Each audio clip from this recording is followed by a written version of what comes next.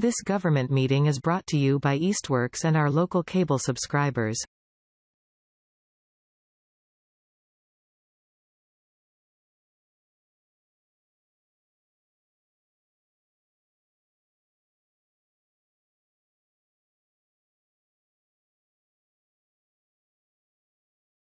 It is 6 p.m. I will now call to order the August 12th meeting of the Easthampton Conservation Commission. This meeting is being recorded.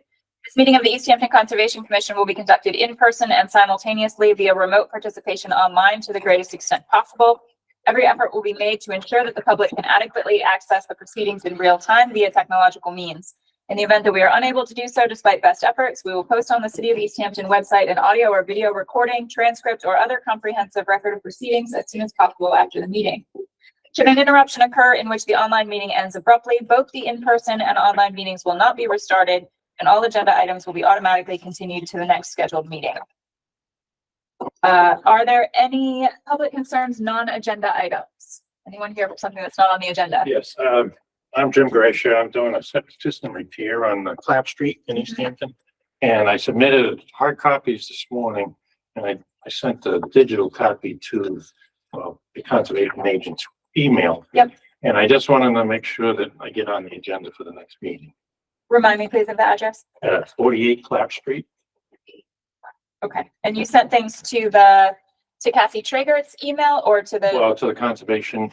the one that's just conservation? Yeah. Okay. Great. And then the hard copies I dropped off this Okay. morning.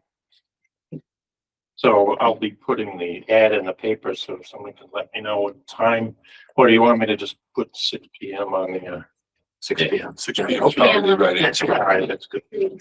Okay, I'll get that. I'll get copies of that. Great. Thank you. Thank you. Thanks. That was an easy one. Any other non-agenda items, public concerns? Hearing none, we'll move on to public hearings.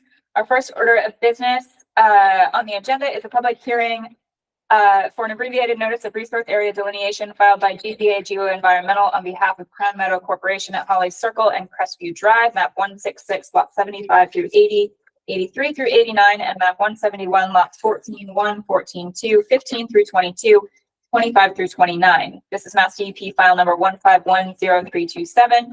And as noted on the agenda at the request of the applicant a couple of months ago, that item was continued to August 26th. So we anticipate that we'll be discussing that at our next meeting, pending the re-notification of abutters, which was discussed back when we agreed to continue that to August 26th. Our next item is a public hearing for a notice of intent filed by the Berkshire Design Group on behalf of the Community Builders, Inc. for a new housing development at 385 Main Street. This is map 154, lot 32-1. This is Mass DEP file number 1510330. I believe we have someone here to speak to this item. Yes. Would you please introduce yourself for the record? My name is Jeff Squire from the Berkshire Design Group. Bear with me, I'm just trying to open all of these. Okay, so I am trying to share, I will share my screen here. Are you? Does this look like your email? Yes, she gave me this computer to present on. Okay, so I think how you can go back to the meeting There we because are. he's going to Right. be able to present. Okay, and let's see, what I've I don't learned is, think you need to present, Hal. I think Jeff is logged in and can Okay. present for himself. that sounds good, in which case I will just cancel out of this. While he's prepping, can I ask a question about this? I'd like to hold public comment and question until we've opened the hearing and heard from the What has to applicant. do with notice to abutters? Didn't get notice.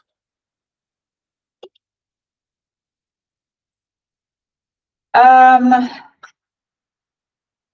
do have the abutters list that we received from the city as well as the certificate of mailing, if that's. A single abutter received notice that I'm aware of. There were Can we see, Jeff, what you have? 12 that Oh, were so two. certified that got sent, yeah. the certificate is on both sides. You know, when they go. I don't know when that went out. It was several weeks ago. It was at least 3 weeks ago, if not 4. July 23rd is when notice was issued. We have the certificate of mailing. You happen to have a map that goes with this? I do not. Would it be in the, It might be in notice? the application. The 100 feet from the property.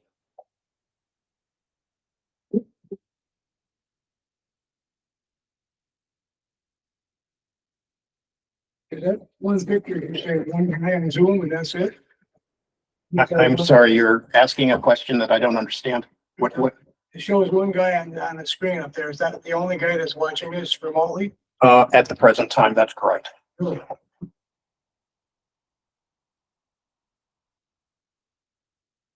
Yeah, I get a little flag when somebody wants to be let in and I let them in. There's a locus map in the Google Drive.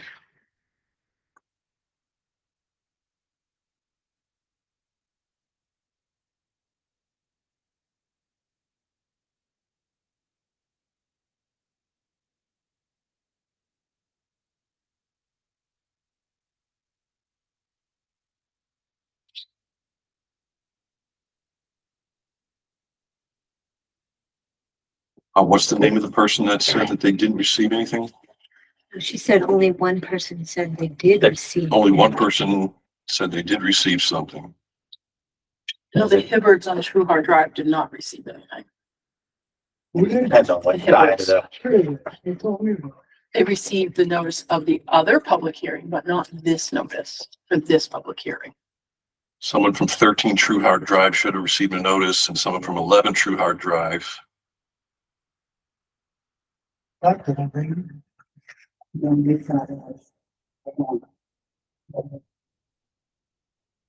what, say it again, the address, please, of concern? They are at 4 True Hard Drive, I believe. That's not on the list of addresses that would have been notified, but Yeah, it's within 100 feet of the property boundary, so if there were lots across the street that are other side of Too Hard, it wouldn't have gotten notified. Yeah, it does look like only the, It's on the north side. north probably, side of True right? Heart is within 100 feet, most Right. likely.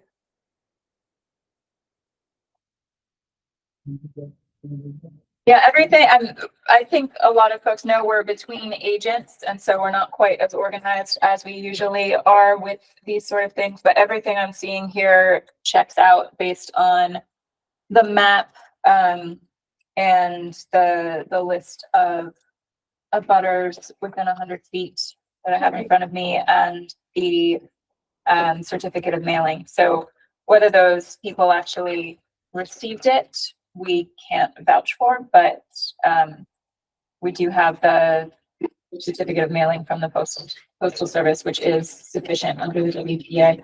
number 12 on there. Number 12 would also be in the. Yeah, no, just, it looks like just the odd numbers are within the 100 feet on True Heart. So you guys would have the other letter that Nikki and Jim did. What's that? You guys probably have the other letter that Nikki and Jim did. Let's scale the public. This is the zoning board. And We that, can talk after this.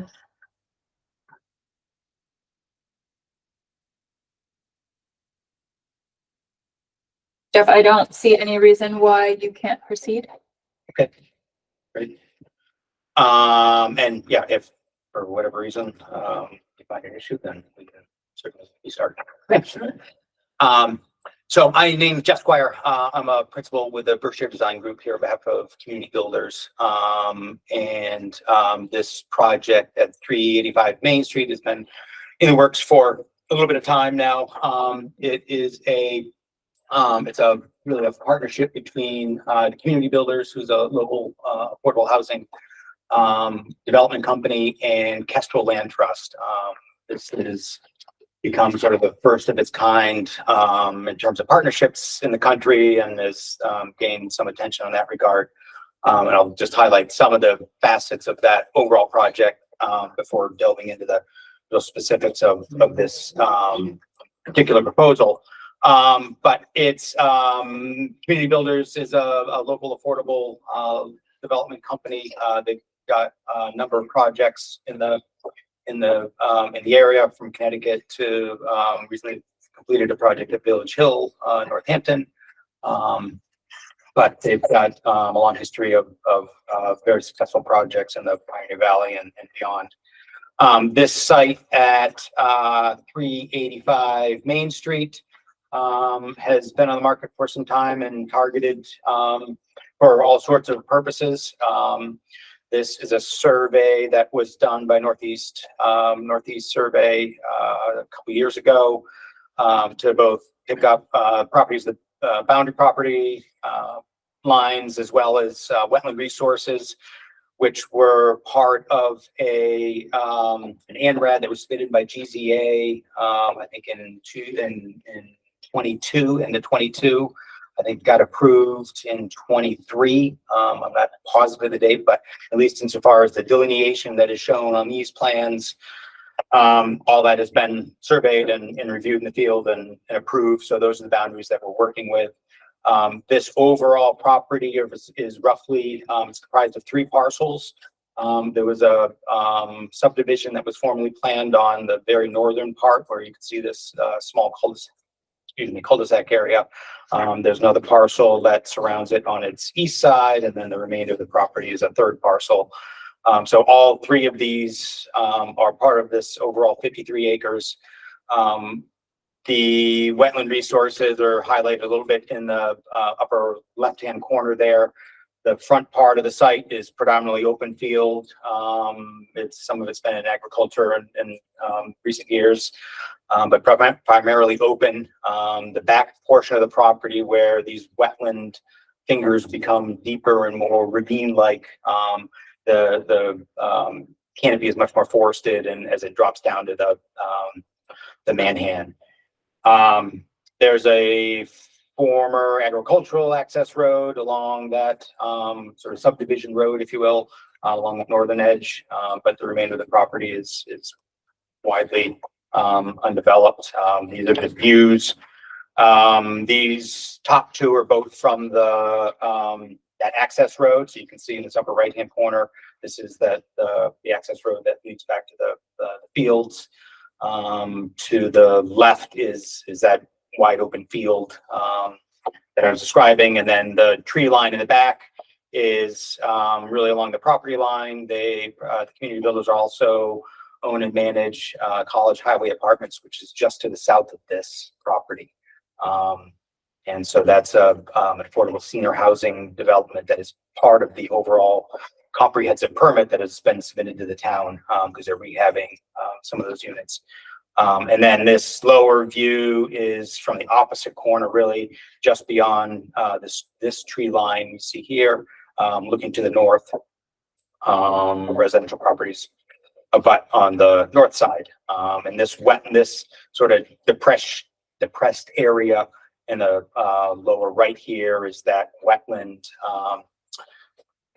system that you see, that isolated system that you see up along the roadway. Part of our due diligence had to look at potential development opportunities for the site if it were to be, developed under private development. So, this is just an example of, of something that could have happened that everybody was trying to prevent, that really was, the basis for this partnership, which again, Kestrel and Community Builders developed a partnership. Kestrel is buying the entire property, and then we'll immediately sell the front 10 acres, which is this piece here, which has been done through an A&R plan. That will be Community Builders. The remainder of the property will be all permanently protected and owned by the Kestrel Land Trust. with a conservation restriction likely held locally, whether it's Conservation Commission or one of the local land trusts. I know some of those details are still being worked out, but it may also be with Mass Audubon as another answer in the conservation restriction. But Kestrel is very familiar with that process and will be pursuing that as this project moves along. This just highlights really in red what what we're calling the project boundaries. The property that community builders will be taking ownership of is really just this 10 acres. The outline further to the west here really just reflects a trail system, a pedestrian trail system that we're proposing through some of the existing fields and meadows as an amenity. This is a close-up of the proposed development. So again, just at a different scale, but really highlighting the development piece of the project is concentrated to that front upland portion of the site. The 10 acres is roughly from this property corner in the upper left, diagonally down to the southwest. So it's really in this developable area. This is a buffer zone only project. There are no direct impacts to BVW or other resource areas. There's riverfront further to the west. There are obviously a number of bordering vegetated wetlands around the site, but this project remains entirely within buffer zone. The project includes a new entrance off of Main Street. There's a small gravel parking area for public access to the Kestrel land and their trail network, which does abut a number of other conservation properties with existing trail systems. So the hope is that these will become a linked trail system and all that conservation land. So that serves Kestrel's purpose. And to further into the site, there's 3 roughly equally sized parking lots that serve the three new proposed buildings. Each building contains roughly 30 units, so there's 90 units in all. Just to the south, as I mentioned, this is the College Highway Apartments that Community Builders also owns and manages. So the project includes a connection to their road and driveway, which will serve as the exit for residents and visitors to the housing portion. There's a playground. Right, 9 buildings with 30 units in each building? There's 3 buildings in total. There's 3 buildings with 30 units in each, roughly 27, 28. There's a small maintenance garage, which will serve both properties. There's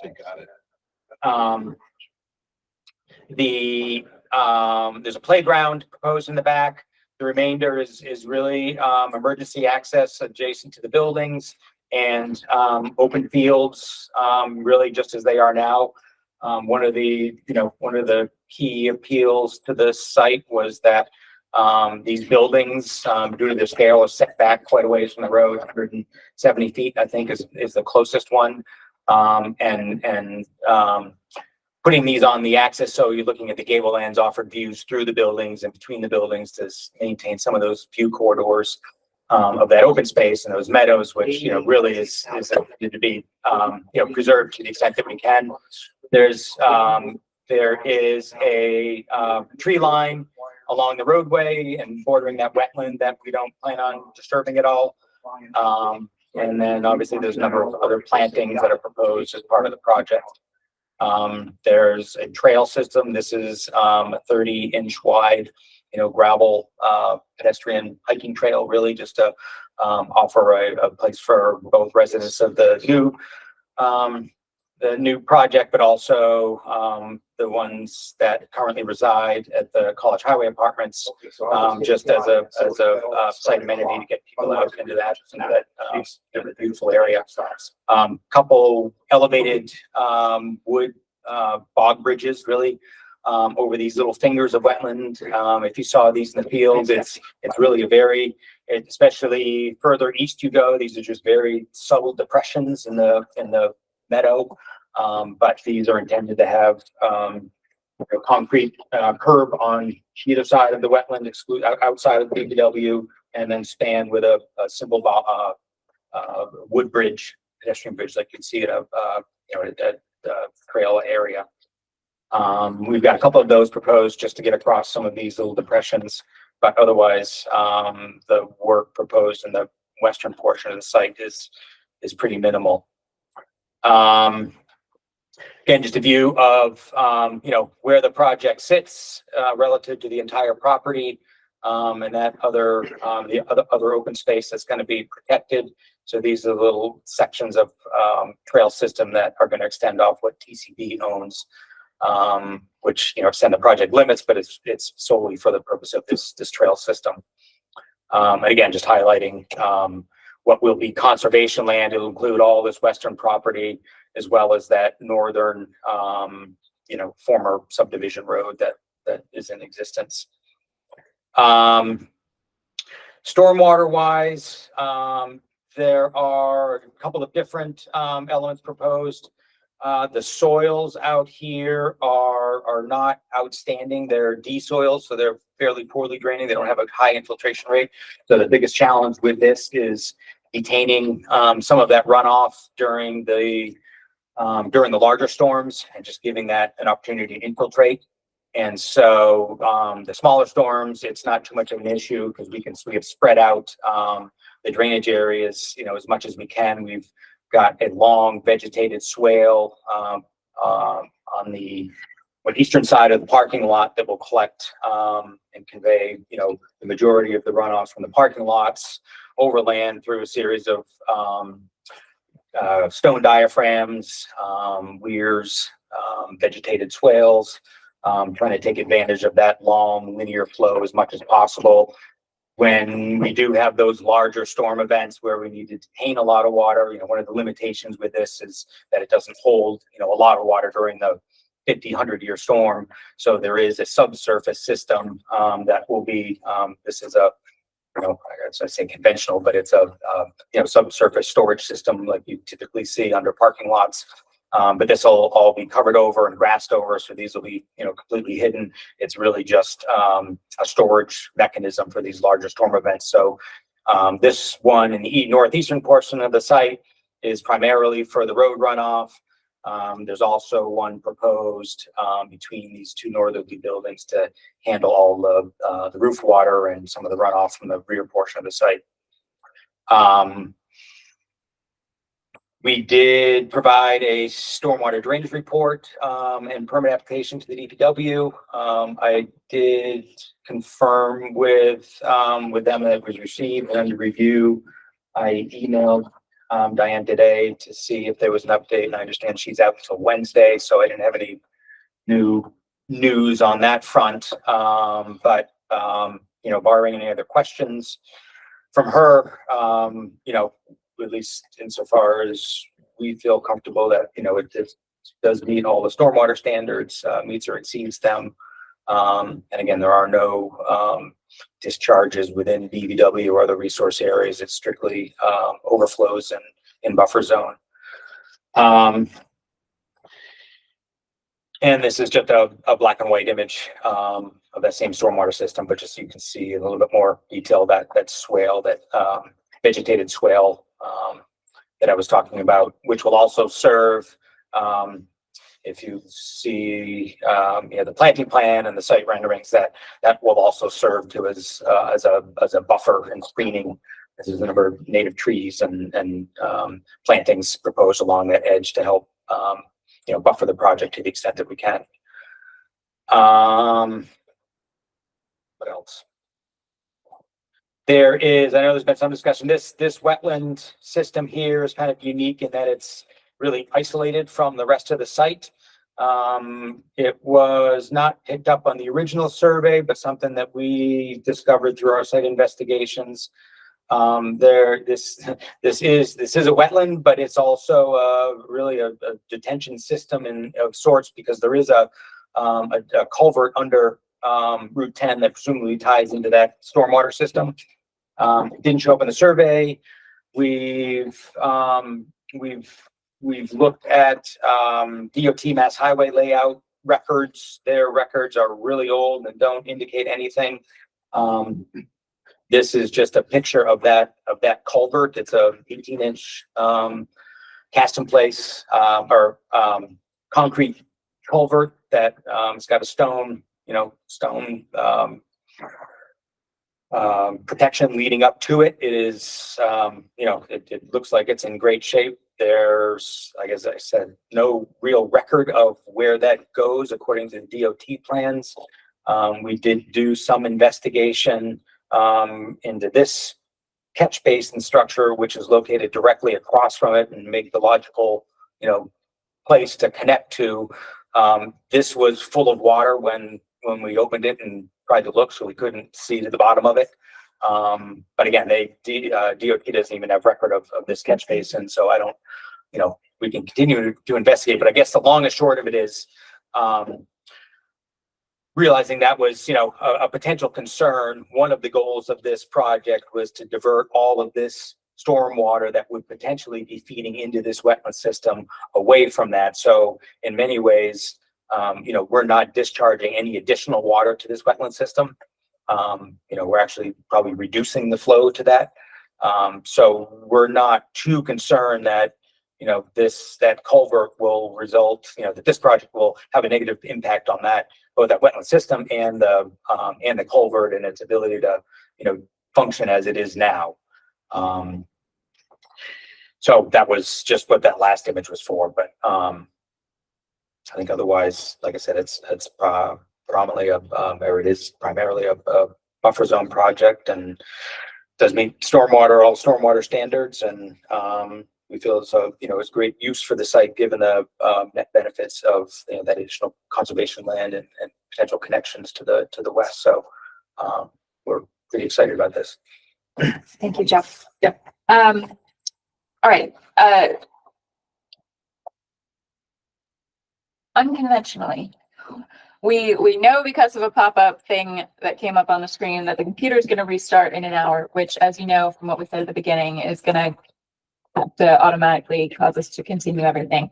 So, Jeff, I want to ask, knowing that there's going to be multiple meetings to discuss this project, I know that we want to schedule a site visit. I have a couple other quick questions, but I'm wondering if you would be okay just kind of handling those logistics and then continuing so that we can cover some of the other items that were on our agenda tonight. Okay, thank you. I do not have, in this file at least, a copy of the plans. Do you have a hard copy that we can take tonight? I've got a half-size copy here, but I can, yes, I did that. That would be, okay. that'd be fine. Yeah, thank you. Site visit. I know some of us have been to the site previously for the ANRAD, but we'd like to do a site visit specific to the development project. It looks like Cassie did one at 718. Was anyone else at a site visit in July? I Okay. I think it would be wise to get our new agent to the site, and I would also like to see the site. I don't know about other commissioners who weren't able to make it to that earlier visit. Yes. So, and actually, as I'm saying this, I'm thinking that we may need to wait to schedule that until our new agent starts next Monday. So, who has been to the site? Commissioner Weeks and Commissioner Comer? No. I was only there for the wetland delineation. For the ANRAD. That was when I was there. Okay. Right. So it was just you and Cassie, Hal, Correct. when you were there Yes. recently. Okay. Jeff, if you could coordinate, are other members of the commission wanting to get there? Sure. Okay. And often, for my schedule, at least, weekends tend to be better. Mm-hmm. I don't know what our new agent's schedule looks like, but if you could look at some possibilities, for times and send those over to us, Okay. that would be helpful. And then once Eva's on board, we can reach back out and get something scheduled. Okay. Yeah, I think generally we're probably pretty flexible. There's enough folks in our office that could cover a site visit. So I Okay. would almost defer to you guys to, Okay. just to, because our schedules are all over the place, but I think there's Yeah. enough people that could, if I'm not available.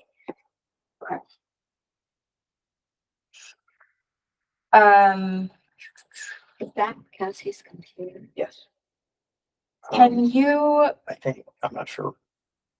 I mean, if that's Yes. Cassie's old computer, I could try to see if I can stop the update while the meeting No, continues. I don't I called think so. Cassie. Yeah. well, She said there's She nothing said you can that do. it's out of her hands. She doesn't know how to circumvent it. Excuse me, since we were here for this project, do we have to sit through this whole thing before we can make any comments? I mean, I have a comment about what's going on with this project. That's why I'm here. Okay, well, we're not at the public comment piece just yet. We're handling some logistical items. You said, Jeff, that you have these sort of bog bridges. Mhm. I don't have a full-size plan of the ANRAD that was approved in front of me. There's no stream there. No, It's those just a are, wetland crossing. they do develop into intermittent streams further west, but it's, yeah, Okay, further west. all right. I just noticed there were no stream crossings checked off in the NOI application. Yeah. All right. Any other quick logistical questions, knowing that we've said we're going to hold major discussion? Stormwater. I was gonna say that. It'd be nice, well, it'd be nice if I could have a hard copy of the stormwater report if that's possible. now do. Yep, actually, I do. And also, I want to say that a pipe there or around there has come up during the ANRAD or during the hearing for the animal hospital or the facility at the end of Wilmelco Way. I remember something about some pipe somewhere over there that That ties to this one that he's, right. So during the ANRAD hearing, I remember Dan Nietzsche talking about a pipe, and I remember having a discussion like, oh, that pipe came up during some other project that was previous to that. So there could be things in our minutes from the ANRAD or one of those previous hearings that talks about either that pipe under Route 10 or maybe a different pipe in the area. I'm sorry, I can't be more. Yeah, no, it's an interesting, yeah. Yes. Might this be the gas pipeline that we noted when we visited? Possibly. I mean, there is a gas, there is a gas easement, a gas main that does run diagonally through the site, but we're aware of that. That's flagged in the field. But yeah, the culvert's the only other thing that we're aware of that may go under Route 10. And it seems logical that it would tie to the drainage system there, just the way the elevations work out, though no plans identify it. And then looking further east on the other side of Route 10, there's no obvious outlet for it. So there may be something on private property or something that we don't know about, but there's less, somebody would have to tell us about it. But I guess the only reason I bring it up is in context of this project is that whatever exists now, this project should have negative impact on that. So, Okay. Anyways, yeah. Just a if you want to go to Wild Goose Chase there's one for you. Commissioner Carr? kind of a quick question. So I saw the rain gardens and you talked about the tree swale. Mhm. In terms of the stormwater system, will there be any basins or you don't think there? There's no open basins. No. Thank you. We try to put everything subsurface. Thanks. Anything else from the commission at this time? Okay, I'll open it up to public questions and comments. Please introduce yourself for the record. My name's Ken Dust. I live on a 2-hour drive. Probably, I guess you wouldn't think of me as a butter. I'm a little bit farther up. But you're talking about the soil over there not being very good, but the soil at my house is clay and it's a lot of clay. You can dig a hole 2 feet deep and fill it with water and 2 days later it's still there. Mhm. So I mean, I don't know. This is gonna be any different. It looks like we got ponds all around there. They're gonna end up being traps for mosquitoes and all kinds of critters. And there's nowhere for that water to go except right where it is. Because it's not gonna go down. It just won't go down. I mean, I've seen it. I live there. Now, all the people across the street from me that are actually butters, their backyards are full of water when it rains. And it takes forever. They put trench drains in trying to get rid of the water. So, I mean, if you can't get rid of that water and get it out of there, even if you dug a trench right down to the pipe, the sewer pipe, then that's gonna be a ton of water added to what we have to treat. And somebody's gotta pay for that. Somebody's gotta take care of it. As soon as they're done with the project, then it's ours. It belongs to the city. Okay, so first off, you are not allowed to tie stormwater into the sewer system, so that won't be happening, Well, that's storm drain system. We have a storm drain system. which is not treated. Right. So that does not have any impact on our costs for sewer. Well, it does, if it's not big enough to handle all the water coming out of there. And even the sewer system, talking about that, you're gonna add 100 units over there, plus whatever else they're gonna put there. And that's a lot of storage to treat. The sewer system and that side of this development is not the purview of the Conservation Commission. That's something you would need to talk to the planning board about during their hearing process. Okay, well, We have no jurisdiction I over just that. brought it up because you mentioned that it was, that not that we didn't have to pay for that, but we build it eventually. We do certainly pay to maintain storm drain system if it's publicly owned, but there's often misconceptions that those two are tied together and they're not. So nothing that goes into storm drains winds up at the treatment plant and gets processed. I get that part. I just have to maintain the storm drain system. And now you're adding those 3 big buildings and parking lots. All that water that would probably try and sink in over there is not gonna sink in there. It's going somewhere else. Well, and that's the drainage report that we'll be reviewing looks at that. When Jeff said that the soils are desoils, that indicates exactly what you're describing, that they don't drain well. And so that indicates a different type of stormwater system. So we'll be looking to see how they're handling that. But that's good context to know about what's going on in adjacent properties. All right. Thank you. Did you put your name in here? And I did get a letter from somebody. I thought it was you guys, so it must be from the building department or something. For being a butter. Because I'm on the other side of the street. What was your name again? I'm sorry. I'm just trying That's to. best. Best. Okay, thank you. Any other public questions or comments? Please introduce yourself. Kathy Wazinski, Overland Drive. So I want to go first back to the notification letters. I did just hear from a couple people that are on the odd side of the street and they did not get notice. They'll follow up with the commission about that. Okay. However, the letter actually says that the 3 buildings will have 15 units each, which may impact whether people would come and comment, as opposed to the 30 units that were presented. I think people would be much more concerned about 30 units per building as opposed to 15 units per building. So the letter's not accurate, is what I'm saying, in terms of what they're proposing. But I think it makes a difference in terms of what people would be concerned about. Thank you. Units proposed per building, 30. 30. Right. And the letter says 15 units per building.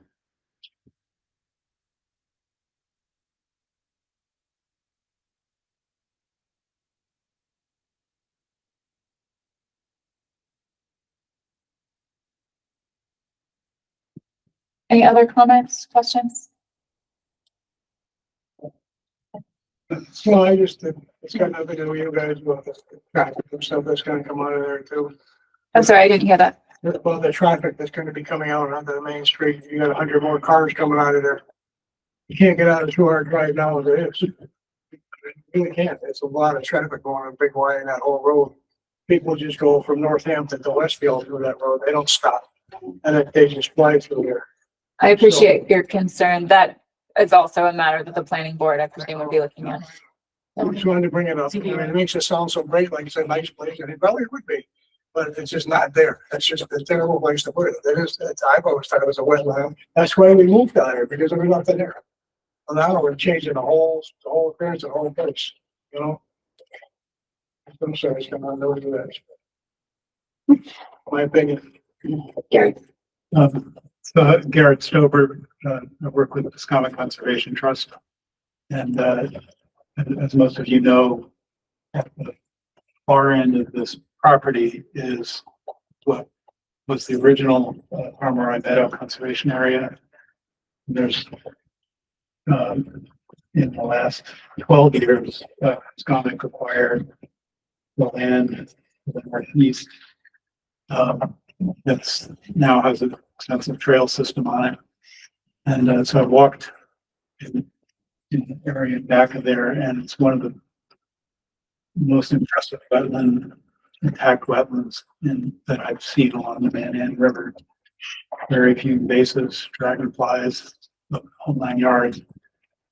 And we've been looking at these parcels for years, and they were clearly beyond the budget of our land trust and city to acquire and protect.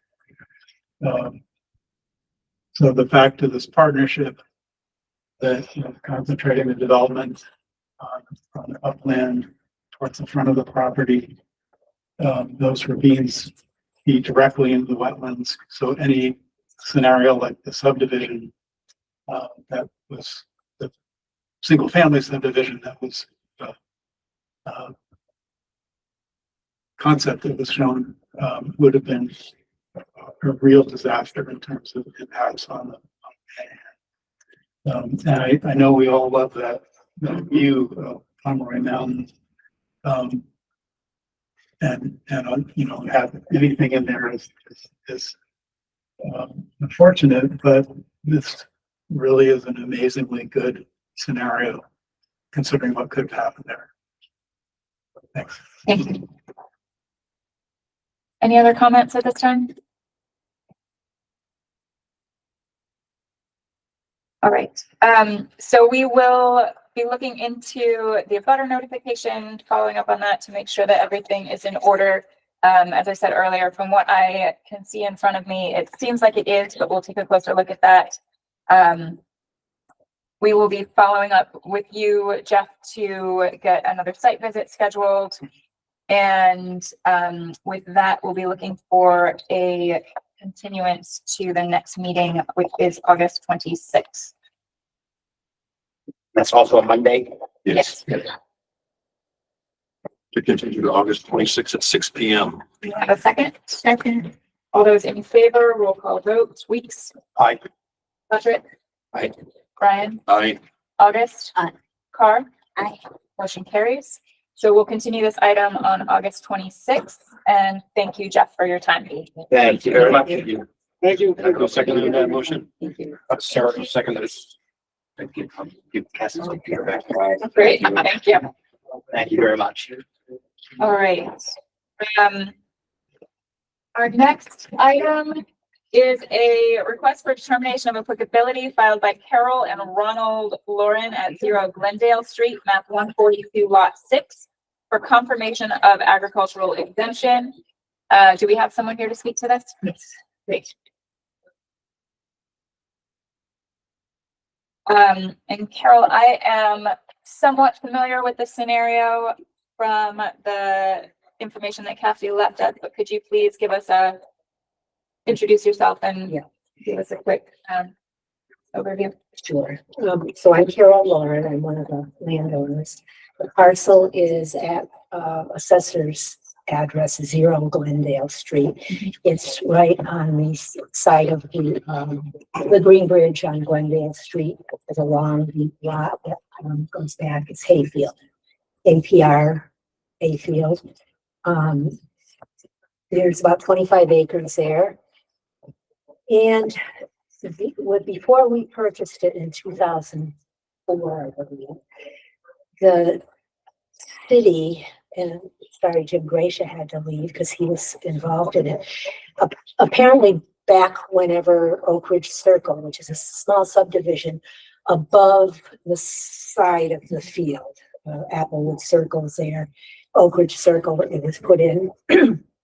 And they have 2 stormwater drains, drains up there. And I think there's a map that you've gotten that shows the, and that was from Greg Nullman, Director of Public Utility. It shows the 2 storm drains up there. And for whatever reasons, when this subdivision was put in, there was no allowances made. They drained it right over the hill into the farm field. It resulted in quite a large erosion, and the owner at that time came before the town wanting something done. So what was done is, I haven't really walked up, it's a very steep hill that connects Oak Ridge up above to the hayfield down below. Down below in our field, there are 3 storm drains that the city put in at that time. And they're indicated on the map as 334, 335, and 336 down there at the base of the field. They put those in to catch this stormwater that's coming from the subdivision down into the field. The theory was that these basins would catch it. I believe the canal runs, the old New Haven Canal is right up above, in between the field and Oak Ridge Circle. And when it cascades down out of an open pipe, supposedly supposed to collect into these stormwater drains. There, when we were looking, and when, in fact, Garrett was involved in this whole APR, the Boston, of course, did their due diligence, did not find an easement. So apparently, whenever the city did this, they didn't have a legal easement. They put in the 3 storm drains, and then connecting them is a pipe that goes, traverses the field, dumps off at the end into a canal that the town dug that joins the Manhan River. So it did, I guess it did work at one point, but they've never maintained it. So a lot of runoff, sludge and siltation has collected at these 3 drains, and they're no longer working. So we have, in this back section, we hay this, and we own another 60 acres or so that we do haying and farming on. But this is a farmer back here from Southampton that hays it, and he alerted us this year that there's water sitting over there from these drains. When Cassie believes she talked to the DEP in Springfield, because there's no easement, by I think wetland protection laws, the farmer can do drainage maintenance at will. That's what I understand anyway. But because they don't have an easement, the town can't come in. They're willing to come in with their equipment, and Greg has, I think in his letter, has indicated what they'll be using when they come in, if you give the okay to that. To muck out these surface drains that are down there, and hopefully there'll be a better resolution to it. Greg also did send me an email, and her and I talked about it, but he said it wasn't really, your jurisdiction, but they are going to be rerouting these 2 surface drains up above in Oak Ridge so that they no longer drain down there. I believe they're doing a lot of work up in that subdivision, Applewood Circle, the whole thing with underground wiring and stuff. He said that as time allows, they'll reroute those 2 surface drains to connect with, there's other surface drains in Oak Ridge, and they must, I don't know how they'll do it. They're going to reconnect them so that we don't keep having this problem.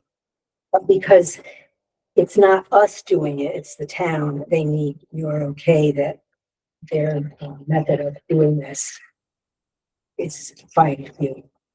Okay. And I don't think I have a copy of the letter you're referencing. Do you have that? I have copies, yes.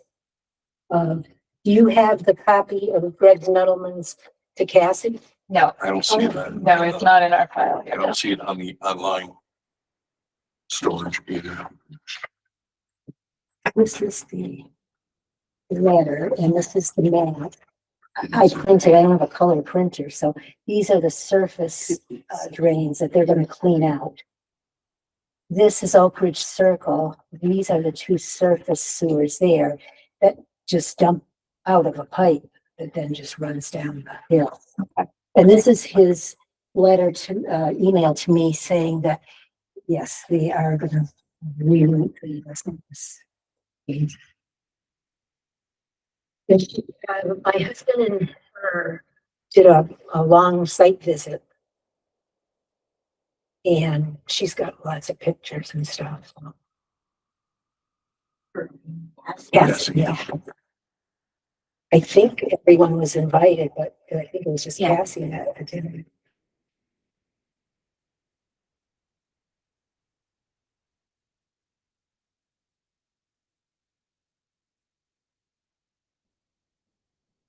So for the record, this letter is dated Friday, August 2nd from DPW Director Greg Nettleman regarding catch basins on agricultural property, Ronald Lauren. The Deer Conservation Commission members, the Department of Public Works has agreed as a one-time courtesy to clean catch basins located on agricultural property belonging to Ronald Lauren. These basins are located on a parcel along Glendale Street at the base of a hill. They were installed by the DPW years ago to mitigate stormwater runoff after the development of the Oak Ridge and Applewood Circle neighborhoods. They're identified as assets 334, 335, and 336 on the attached GIS map. To my knowledge, no easement or other property rights were granted to the city when these basins were installed, and no agreement for their perpetual care was created. The basins will be cleaned using a mini excavator outfitted with a Stetco catch basin cleaner. Any material removed will be hauled out and disposed of off-site. Our staff will work diligently to avoid impact to any resource areas in the vicinity of this work. Feel free to contact me if you have any questions. And so the question before us is a determination of applicability. Cassie's recommendation was that we issue a negative determination based on the fact that this work is being done to maintain the drainage specifically for the ongoing agricultural activity of the hayfield. Is that accurate? And would therefore fall under the agricultural exemption, regardless of the fact that the work is being performed by the city as a courtesy because of this kind of convoluted history of why those basins exist there. Does that make sense to folks? Yes. Any questions from the commission? I don't think so. So, yeah, it's the purpose of the use of the property that's important, and the purpose of this activity is to keep the land agriculturally, Yeah, yeah. actually, it's mandated by the APR. Mhm. So Yep. Okay. Any conditions that we need to apply to this, or it's pretty It's exempt. It's exempt, exempt. Exempt, right? it's exempt, yeah. So. Motion to issue a negative determination. Right, and it would be type 5 states the area described in the request is subject to jurisdiction under the act. Since the work described therein meets the requirements for the following exemption as specified in the act and regulations, no notice of intent is required, and then we would specify the exempt activity, which in this case would be 10.04 agriculture B7. Like to have access to that. 10.04 B7.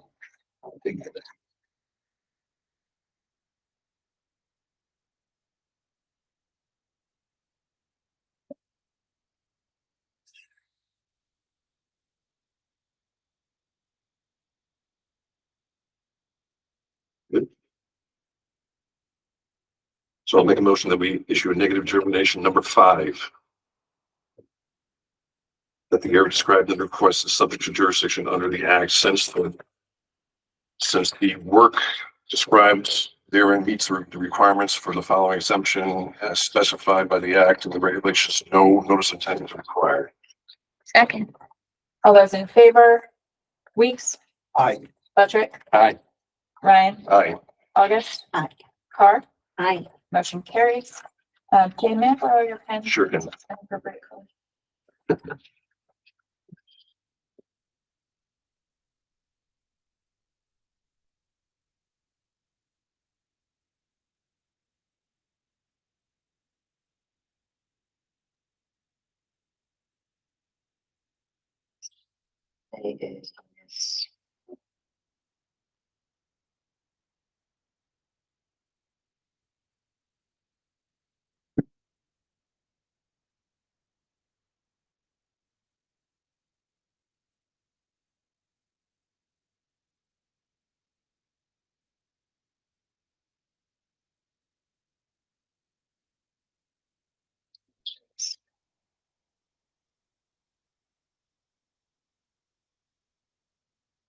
We don't have access to the planning office to make a copy, do we? Anybody gave me a key for it. Probably locked in. Yeah. Yeah. We have keys. So we can just do we can just scan it. And we'll give you the hard copy. We'll hand it to you momentarily. Yep. Oh, okay. As long as our scan comes out okay, and we don't need to hold off to make a copy.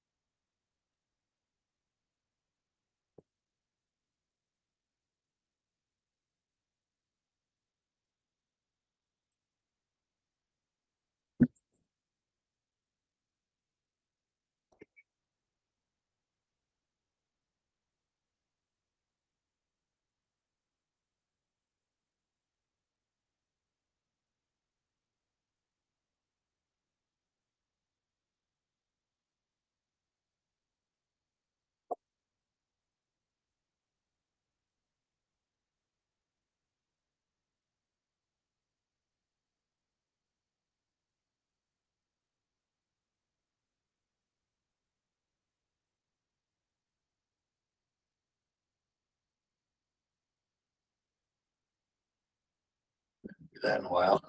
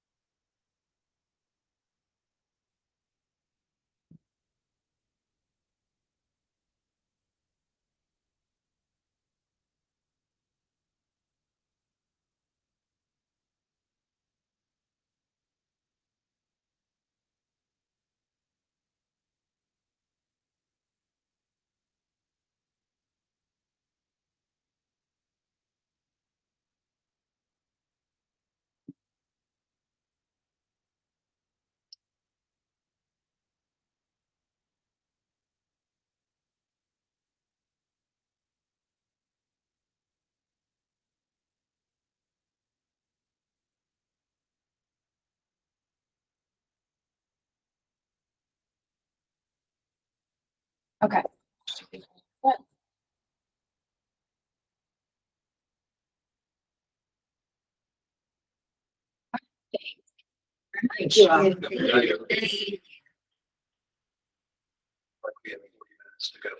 Four zero. Which is an extension on Yes, the right. earlier notice, so. Excellent. Okay. Oh, good. That's not to say we need to be here. Okay. Moving onward. All right, moving on, request for certificate of compliance. Our next item is Easthampton Park Solar One LLC, 232 Park Street, Mass DEP file number 151293 for a large scale solar project. This is map 165 lot 3.1. We were expecting some additional information, but we had a request from the applicant earlier today, Friday, to extend and seek a continuance to revisit those items on the 8/26 meeting. We have a motion to that effect. Motion to continue to 8/26 at 6 P.M. Do we have a second? Second. All those in favor, Weeks, Aye. Patrick, Aye. Ryan, Aye. August, Carr. Aye. All right, so that item will be continued to August 26th at 6 PM. Our next item is request for certificate of compliance, the Easthampton School Committee, Mass DEP file number 151305 for construction of a new school building with associated parking, driveway, utilities, stormwater system, track and field facilities, site amenities, and landscaping at 200 Park Street. This is map 157, lot 83. Do we have anyone here to speak to this item? I'm here for that item. Great. Would you introduce yourself for the record, please? Sure. Joel Kent with Fontaine Brothers. We're the general contractor on the project. Great. And give me just a moment. I'm just finding our notes on this one.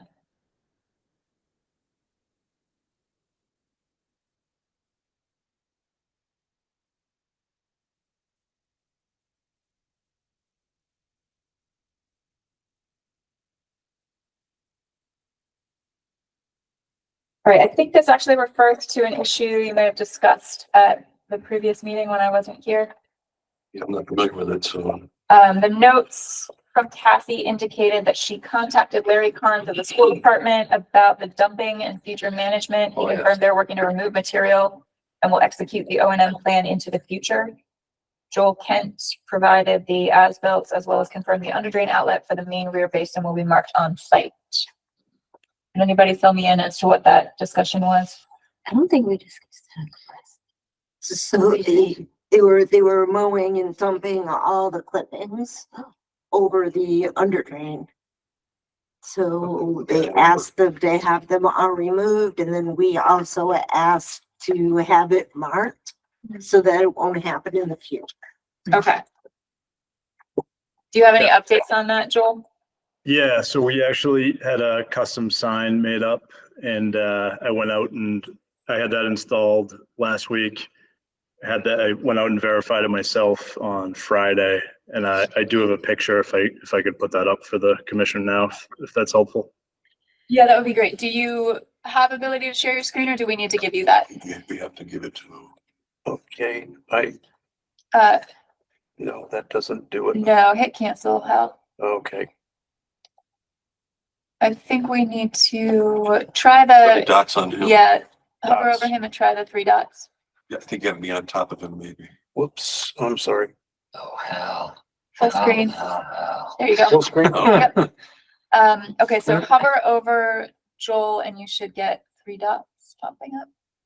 Try that. Oh, had to catch him. Oh, it looks like he's got it. We've got it. All right. Okay.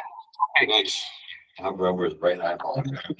Can you, can you zoom in, Joel? We can't read that. Okay, let me, Yes. And again, over up, Paul, keep clear. Okay. So All right. it's a highly vegetated area. It is grown over, but there is a good level of clearance at the actual pipe opening itself. There's rocks there to prevent vegetation from growing at a low level and allow the water to kind of flow out through that outfall. Okay. One of the other questions we had, I think, was just, is it the DPW or school committee that's responsible for maintenance? I remember talking about that. As he wrote So- in her note, school. It's a school. Yes. Yeah. So I directed Cassie to reach out to school facilities because my impression was that they were the primary responsible group for grass maintenance. And I know Cassie did contact Larry from school facilities, Larry Carnes, and I actually met him out there, and he had a plan denoting where he was now able to, within the site, actually store grass clippings, a little more clearly defined for him, which I think will be good for the future. Okay. Yeah, Thank you. Cassie said I received confirmation that the city school department, not DPW, is working to remove the dump landscape materials from the 100-foot buffer zone, and that they have the O&M plan and will execute it.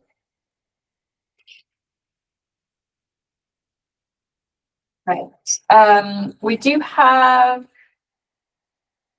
an email. Stop me if you discussed this already at the last meeting because I was out. But we do have an email letter from Diane Rossini, the city engineer, dated July 22nd, saying, I'm following up with you regarding the school stormwater permit. It's my understanding that following construction, you and Dan Murphy, meaning Cassie and Dan Murphy, did a site visit to inspect the underground drainage system, including on-site manholes, catch basins, and other underground structures, and he found they were functioning properly. For that reason, we did not re-inspect these structures on our site visit last Thursday. During the Thursday visit, we took a look at all the above ground drainage features.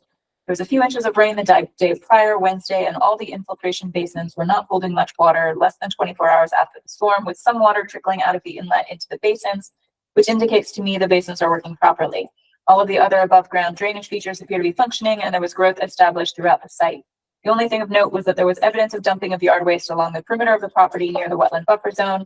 One of these locations at the rear of the school was behind bioretention basin 1 and was blocking a PVC pipe outletting at that location. I presume that's the location where the sign was installed. That's right.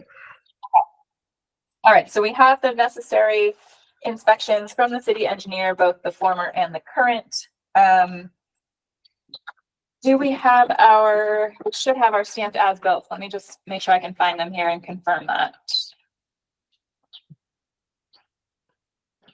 Yeah, at the 7:22 meeting, Cassie did not have those in hand. We sent them on 7:23, the morning after that meeting. Okay, do you see those in the file, Jay? Um, I'm not seeing them here. The file.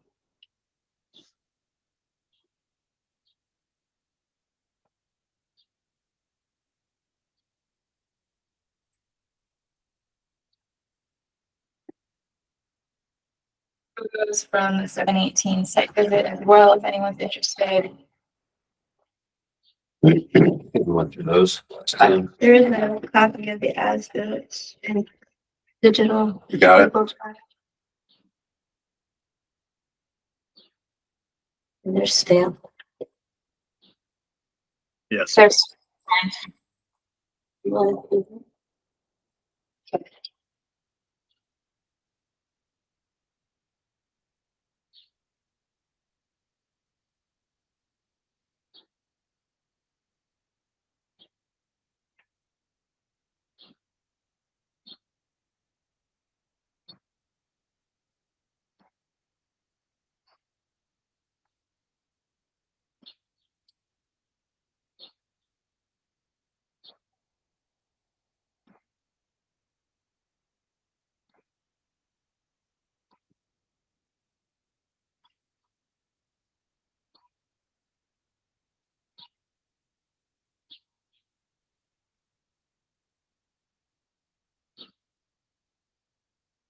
anybody else want to take a look at the as-built?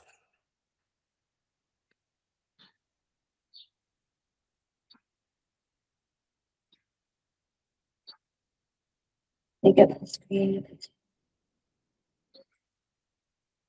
And Joel, do you know if we also have a letter from Niche Engineering indicating that everything was built to the plans or documenting any changes?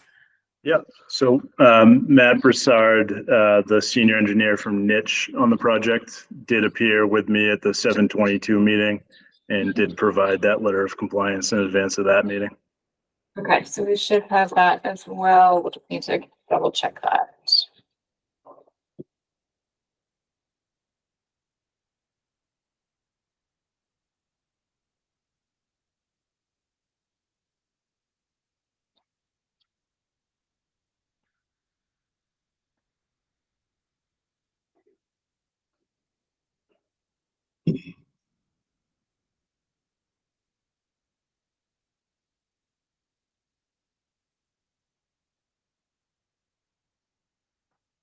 Take a look for that letter. Yeah.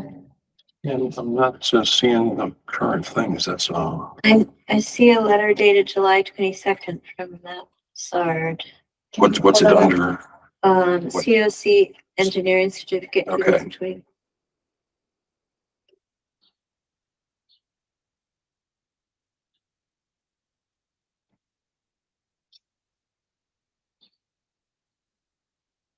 Would you mind reading that into the Yeah. record, sir?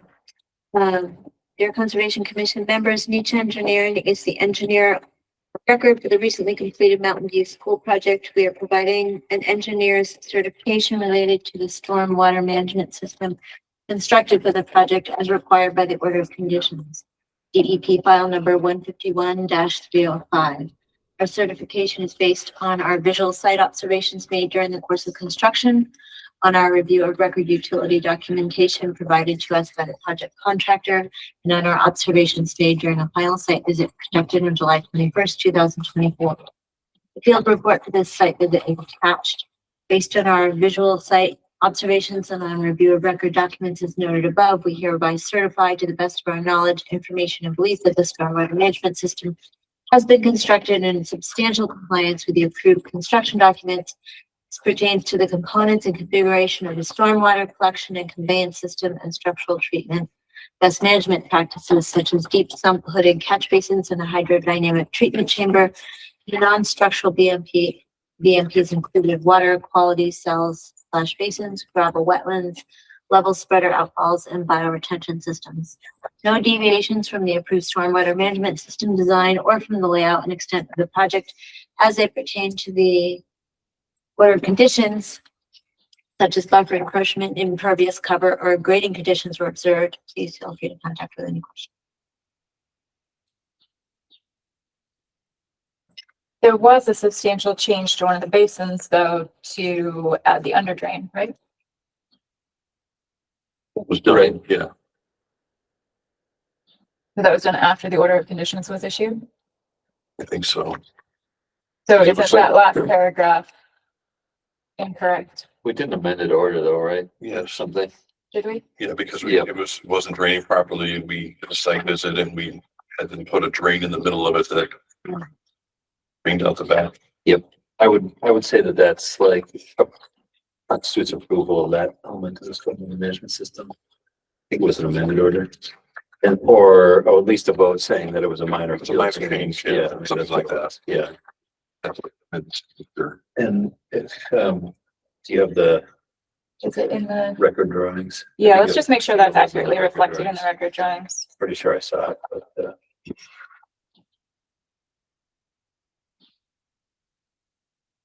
I'm trying to find ongoing conditions. I'm failing. So that's no drawings or something else. that's.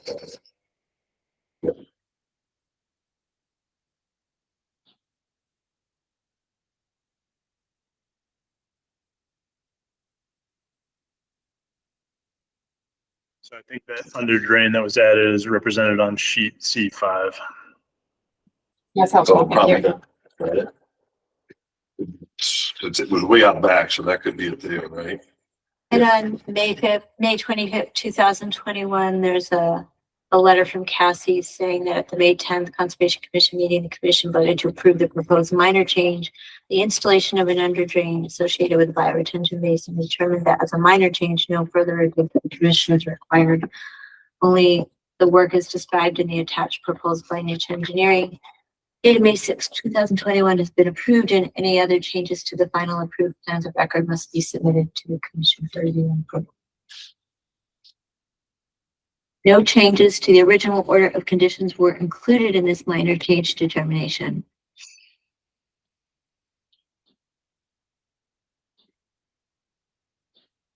Wetland boundaries shown on the as-built.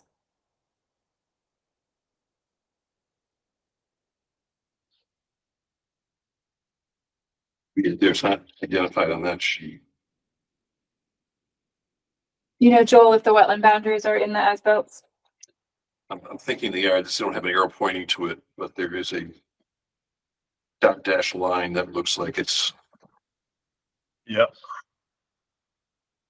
And the limit of work.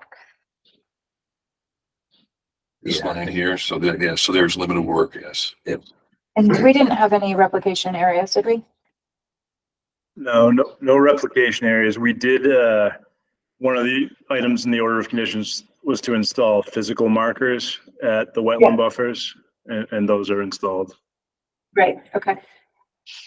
And then the other item that's listed in the post-construction requirements in the order for the COC is the operation and maintenance shall be signed by the school administration prior to issuance of a certificate of compliance, and the snow storage plan shall be included. Does anyone know if we've discussed that or have that in hand? I don't remember discussing that. That ring any bells for you, Joel? I do remember that being in the order of conditions. I don't know if the city has provided that yet or not.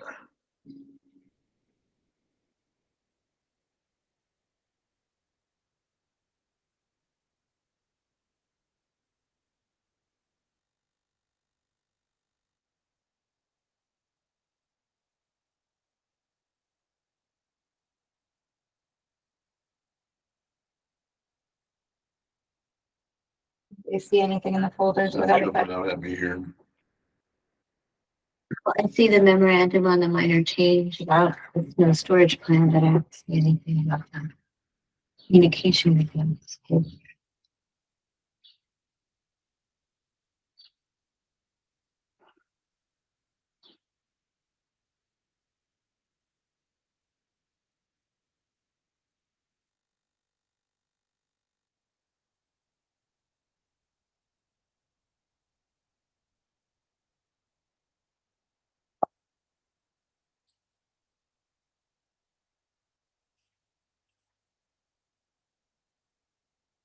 What condition is that?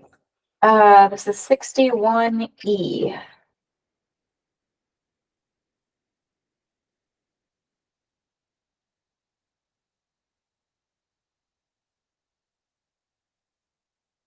I have a copy of the snow storage plan that we approved in order, but I do not see anything related to the O&M.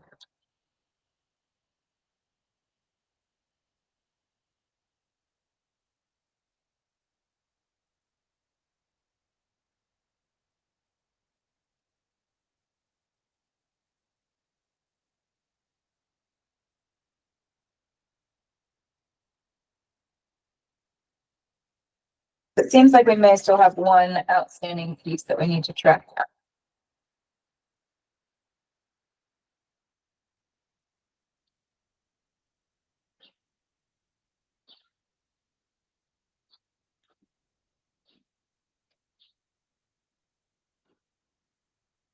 So Joel, can you look into getting that copy of the O&M signed by the school administration for us? I can. And then as far as in perpetuity conditions, stabilized slopes shall be maintained as designed and constructed, whether bioengineered or mechanically stabilized. Pesticides, herbicides, fungicides, and fertilizers shall not be used within the 100-foot buffer zone. Only native non-invasive plant species may be planted on site. There should be no dumping of leaves, grass clippings, brush, or other debris into wetland resource areas or the 100-foot buffer zone. Additional alterations prohibited without the required review and permits. And continued monitoring and management of non-native and or invasive plant species on site to prevent the spread of non-native or invasive plant species within the project area, including but not limited to the stormwater basin, shall survive the expiration of this order and be included as a continuing condition. So those are the continuing conditions that we'll write into the COC. But we do need that one additional document before we can issue that. Okay. I can request that and get it over to the commission right away and in time for the next meeting. Great, excellent. Okay. Any other comments, questions? Doomsday in 20 minutes. Yes, we can stay in 20 minutes. Okay, so can we have a motion to continue to August 26th? Motion to continue to August 26th at 6 p.m. Second. All those in favor, Weeks, Aye. Patrick, Aye. Ryan, Aye. August, Aye. Carr. Aye. All right, motion carries. Thank you, Joel. We appreciate your time. Thank you all. We'll see you on the 26th. Thank you. All right, in the interest of time, I know we had a couple other items with updates for folks here. So can I have a motion to take 8P? Actually, do we have anyone here from? Yes. Can we have a motion to take 8P out of order?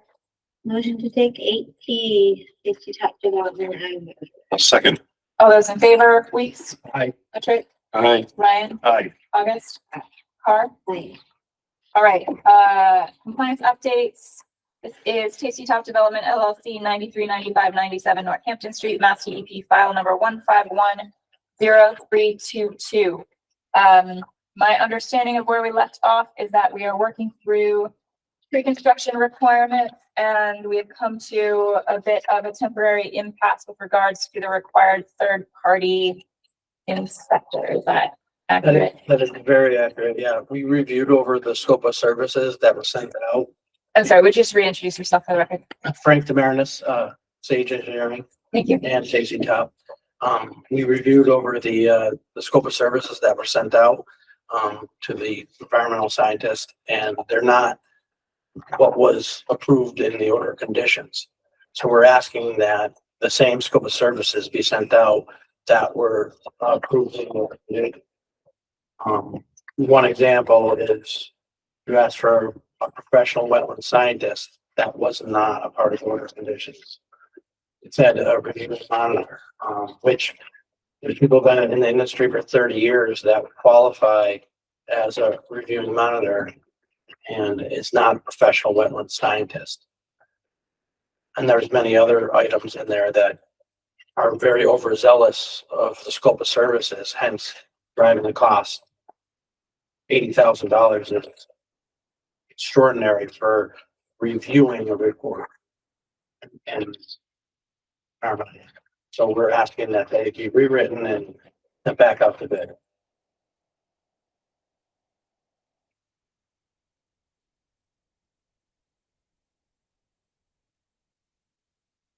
I'm okay with the exact order of conditions put in the scope of services.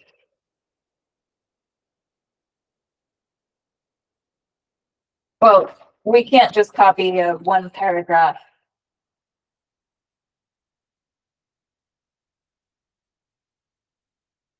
Condition into a RFP issued by the city. That's not how a public RFP works. It has to be much more detailed than that. And it is the commission's jurisdiction to determine the qualifications required and accepted for any monitor or third-party peer reviewer, et cetera, that we would hire. So I don't think you're going to see a change to those requirements. For the wetlands work, we wanted to have a professional wetland scientist oversee that work. And that was the decision of the commission. Are there other specific issues that you noted? All of the bridge construction, we don't need wetland scientists reviewing the welding, the concrete, pouring of the walls and things like that. That's, again, overzealous. Since that is the work that's occurring over top of wetland resource areas, I would beg to differ. That was specifically the reason for that piece to be included, to oversee the bridge. Oversee the bridge construction with the concrete and the rebar and the forming of the walls. Mm-hmm. By wetland scientist. Because you're working in an above wetland resource areas, yes. Right. None of that was what I agreed to with the order conditions. So It's not written in that way. I understand putting the footings in, that makes sense to me. But the oversee of the bridge is not.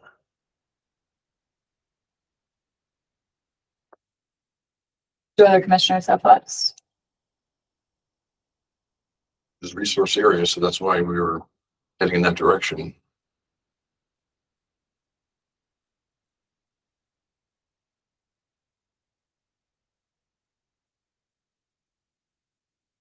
It's hard to think about in like generalities, you know, like how many weeks of work did we get budgeted from the funds, like 3 weeks or something like that? I think it was either 2 or 3. I think the best of it. There's two of the proposals here. Mm-hmm.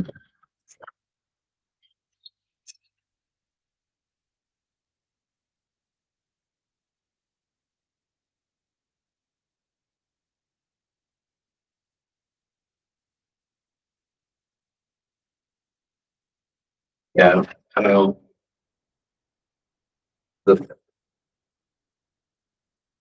If, you know, so they're charging us on they would be charging the city on an hourly basis. So, you know, if it takes less time than what's budgeted, it takes less time than what's budgeted. But, you know, and I do agree that's footing work, it's the excavation, it's those kinds of things that has the highest risk of impact to the resource areas. You know, that, and when there's like, you know, concrete pouring going on and, you know, concrete washouts and those kinds of things. But I guess I'd have a hard time thinking that would be less than 2 or 3 weeks to do those kinds of activities. Depending on how it's being constructed. Is it cast in place or is it precast footings? We're gonna do everything, drop it. I'm hopeful that I'll be done in 2 days with both sides of the wall. Mm-hmm. I mean, if that's the case, then if it's 2 days where, you know, doing excavation and then, you know, putting in the things. You're asking for monthly reports. That was never in the order of conditions. It was a review of the reports, not for the third party to provide reports. And that's what's driving these costs up. And certified well scientist wasn't agreed to. It's a perfect example. Someone like Dan Nitchie is been doing this for 35 years. Dan Nishi is a professional wetland scientist. No, he's not. Yes, he is. Unless he's let his, he certainly was, unless he's let it lapse. He told me he's done. Okay, well, he was for decades, I think. Well, then I'll ask him, but it was not. And I just don't understand. Well, that's not what I was agreed to in the order conditions, and what was written and was more than what the order conditions said. So I'm asking that we revisit the scope of services and send it back out to bid. $80,000 is an extraordinary amount of money for monitoring and reviewing of somebody else's work. It's like this commission doesn't want affordable housing in this town. You may recall, Frank, that the stormwater review for this project took 14 months because it was complicated and contentious. And there are a lot of eyes on this project. That is the reason that we thought to have a third-party monitor on the project. We're also now in between agents. We're going to have a new agent who's not fully familiar with the project, which further underscores the need for this oversight. We simply do not have the staff capacity on this commission, which is all volunteer, or with the city to provide that oversight ourselves. And this is a very important project, as I'm sure you would agree. You can call on the city engineer or the DPW. The city engineer and the DPW do not have the capacity to monitor the projects going on in the city. They have plenty to do on their own for public works. I guess then I'll need to speak with the mayor and see if they'll increase the budget to afford more monitoring for the commission. And that's, I've already put a phone call to her, and we're gonna meet and talk about a solution for it, because I can't get tax incentive financing for affordable housing with these type of extra fees. I just can't do it.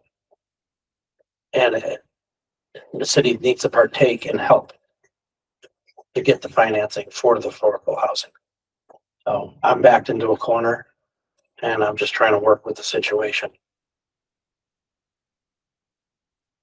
And if you need to speak with Peter Graham, I can bring him here and explain it to you. Who is that? Peter Graham, Valley Housing, the one, my consultant that's helping with the financing or the tax incentive financing for the project. So we'll have to work together. I'm just asking kindly if we could revisit the scope of services and we send it back out to bid.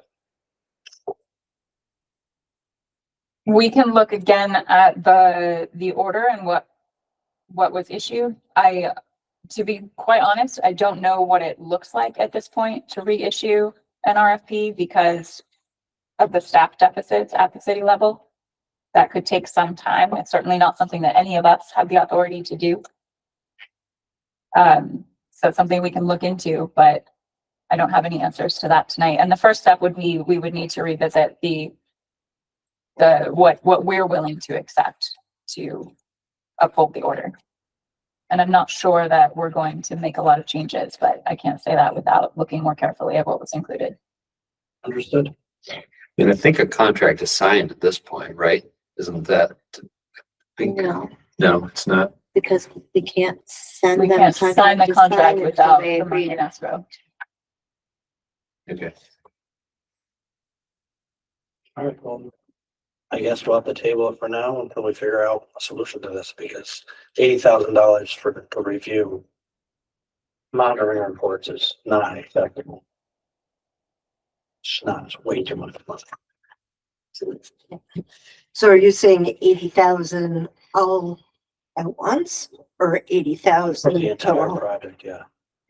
Because we had discussed at the last meeting, the lowest would have to be 20,000 always in the budget. Yeah, we discussed like different like cash flow. Yeah.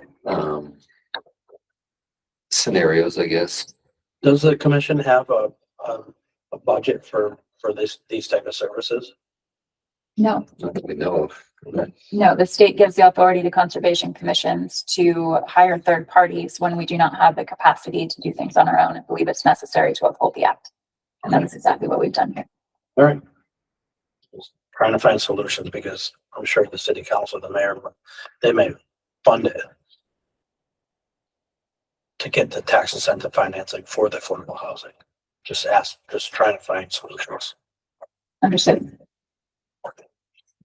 All right, well, I guess I'll have to reconvene at the next meeting. Could I be put on the next agenda? Yes.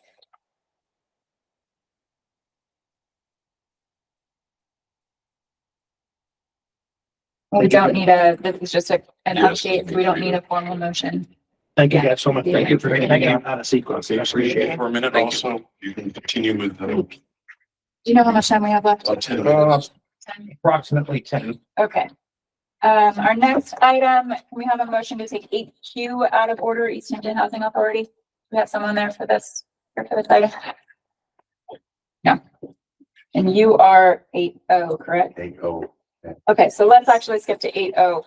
Motion to take 8O out of order.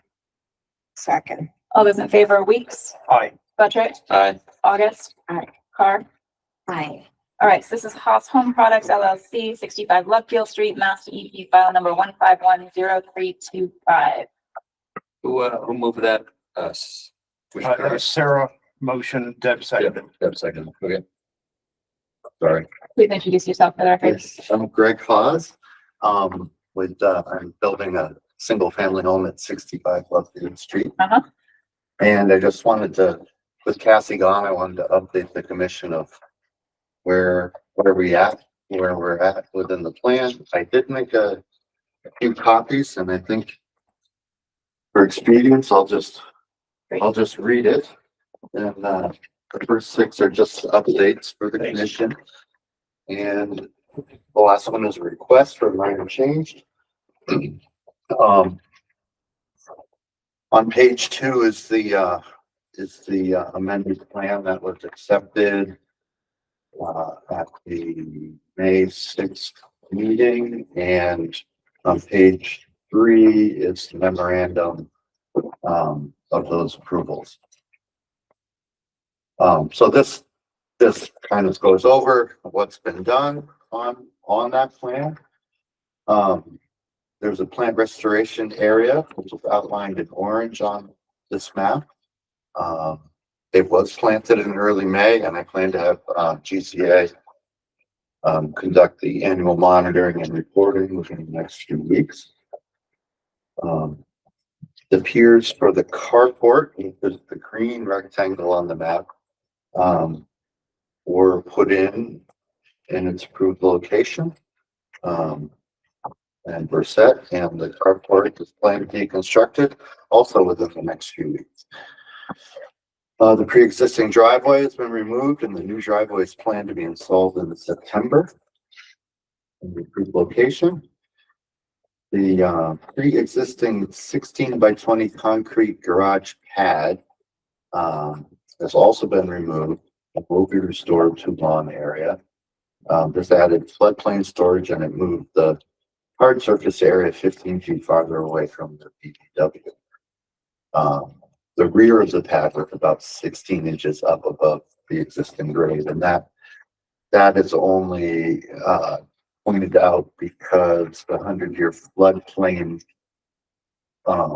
went through the pre-existing concrete pad.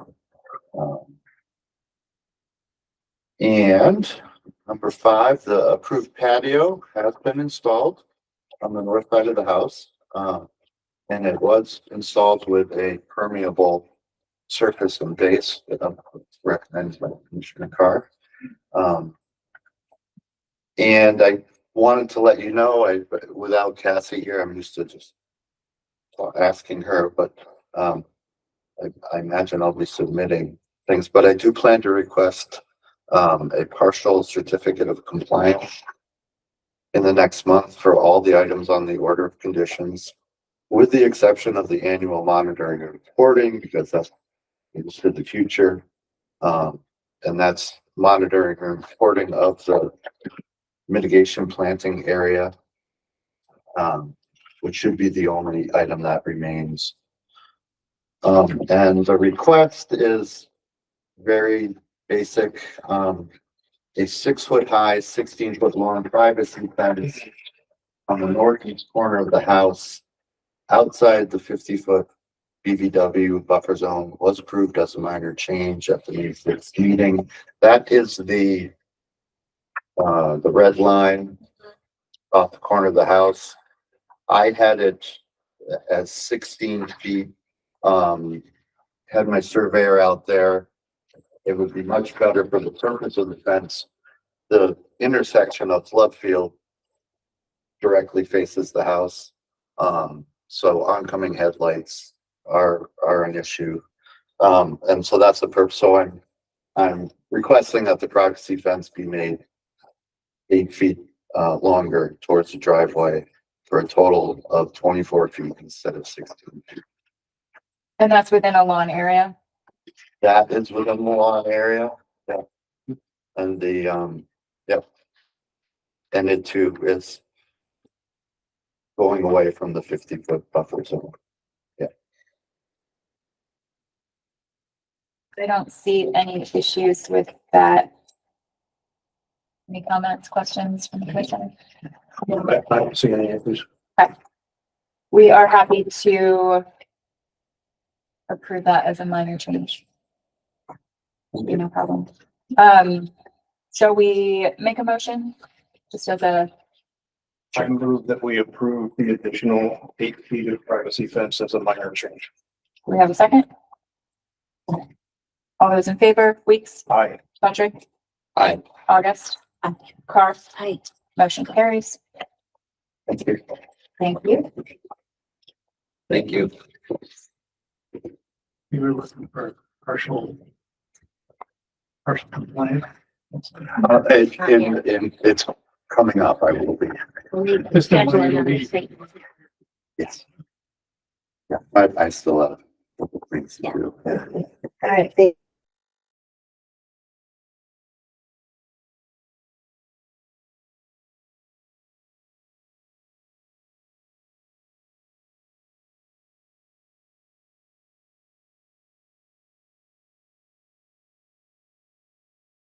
This government meeting is brought to you by Eastworks and our local cable subscribers.